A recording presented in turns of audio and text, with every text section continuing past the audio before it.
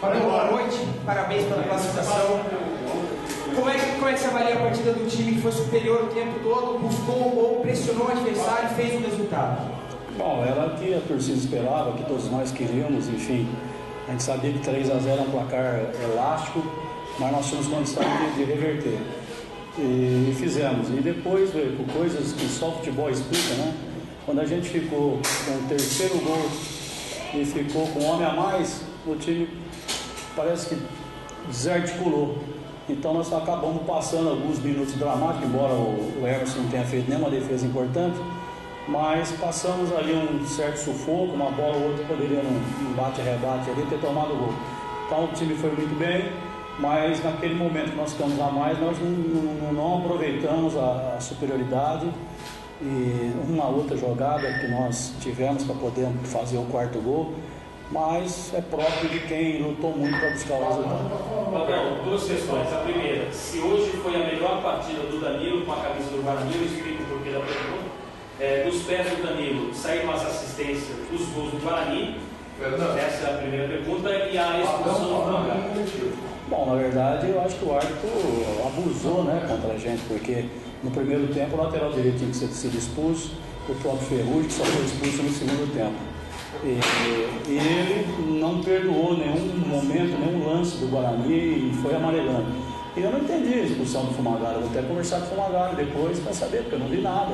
O primeiro cartão do Fumagalli, eu não sei porque que tomou. O segundo, um lance comum ali no meio campo, que aconteceu várias jogadas daquele tipo. Então não entendi bem a arbitragem nesse sentido, mas nós conseguimos o objetivo, não interferiu no objetivo nosso, que era passar de fase. Em relação ao Danilo, o Danilo vem jogando isso.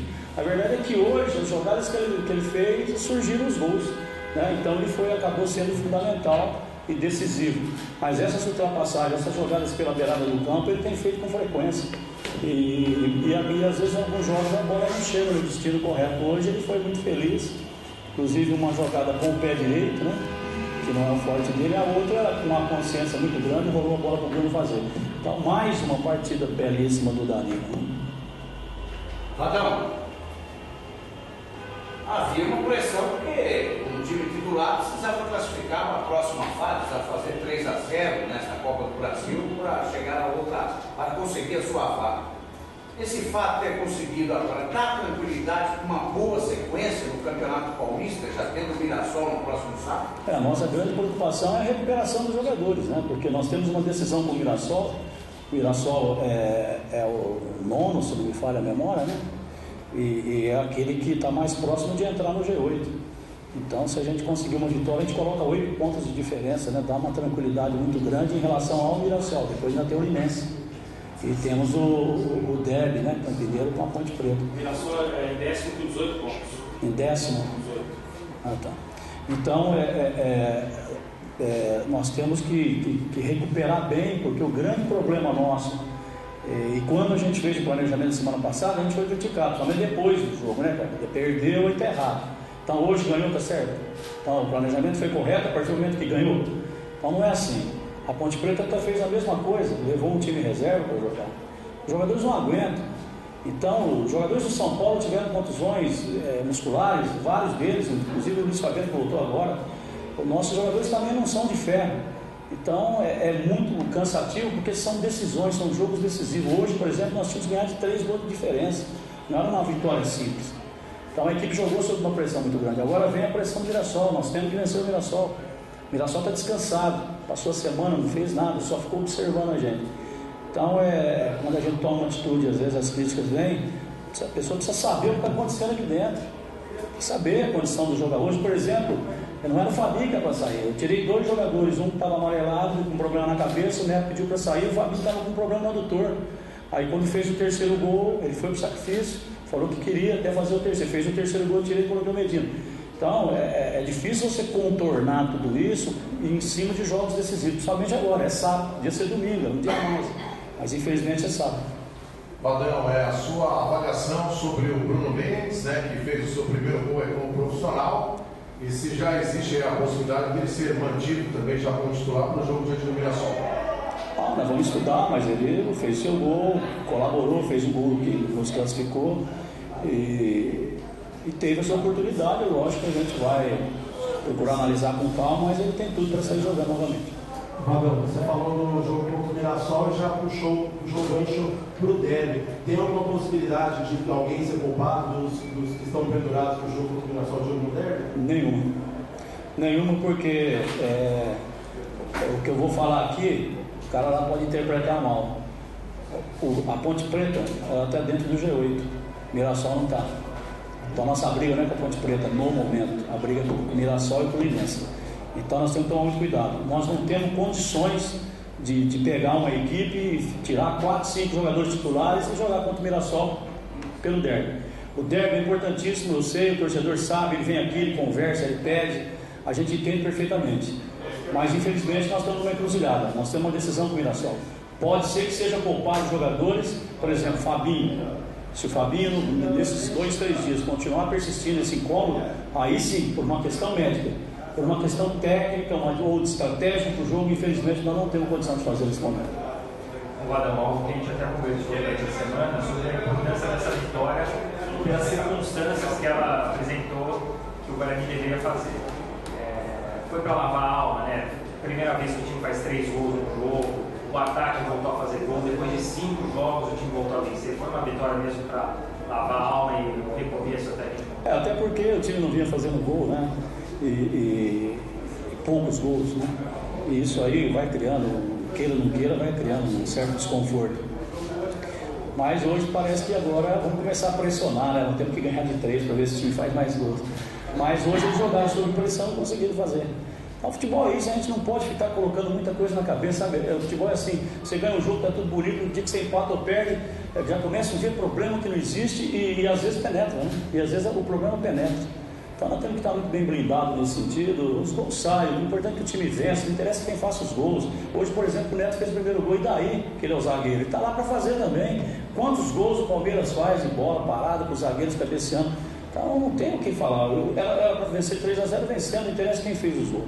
Óbvio que é bom, o Bruno é garoto, primeiro gol no profissional, o Magalhães mais uma vez fez. Então é importante, mas não é fundamental, não é primordial. O importante é que a equipe chegue aonde tem que chegar.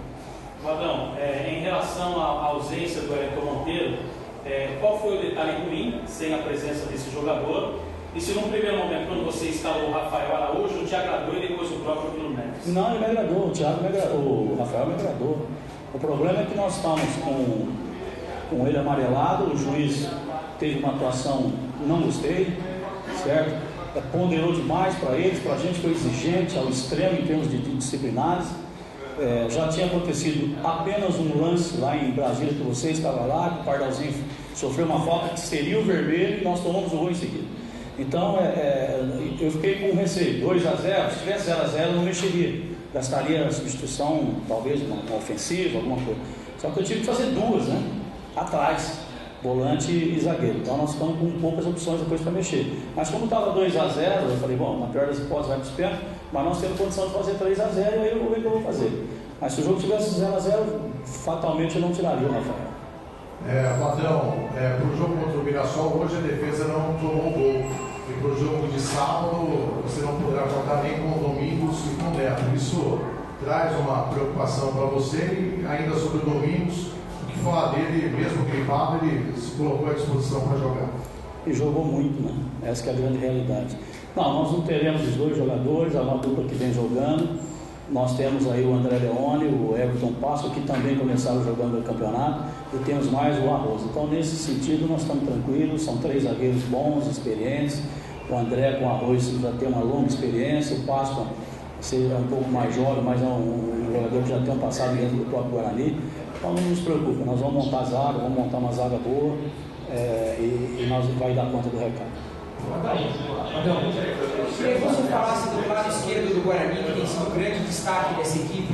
O coletivo também, mas especialmente esse lado esquerdo com Bruno, Fabinho e Danilo, que hoje sobressaiu, que tem sido o grande destaque dos campeonatos. É um entrosamento que o Danilo com o Bruno já fizeram isso comigo na própria Ponte Preta, há uns 5, 6 anos atrás. Os 2 jogavam naquele setor e tinha um entrosamento.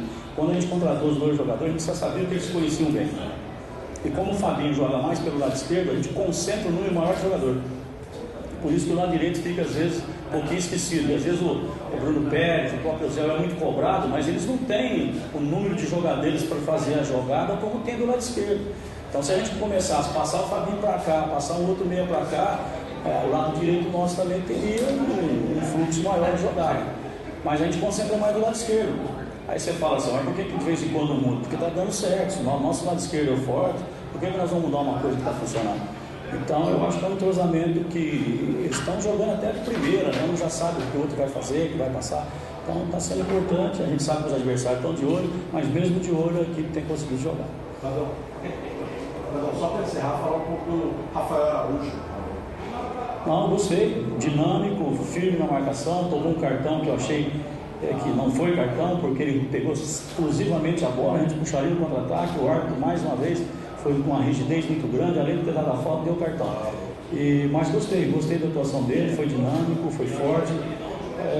Lógico que nós estamos acostumados com o Hélio que comanda o jogo, que dita a regra do jogo, então faria falta como fez, em virtude de a equipe ter que fazer 3 gols, o Hélio dá uma coordenação maior no meio campo, porque ele fala muito, ele orienta muito. Mas mesmo sem o Hélio teve uma presença marcante na concentração, foi para o jantar, veio com o ombro, veio de ônibus, foi na reza, falou. O capitão hoje foi o Magalhães, mas ele também falou, porque ele é o capitão da equipe. Então, teve junto com a gente, e talvez também a sua presença ativa nesse momento do jantar, da palestra, do ônibus e da reza também tenha sido uma força muito grande.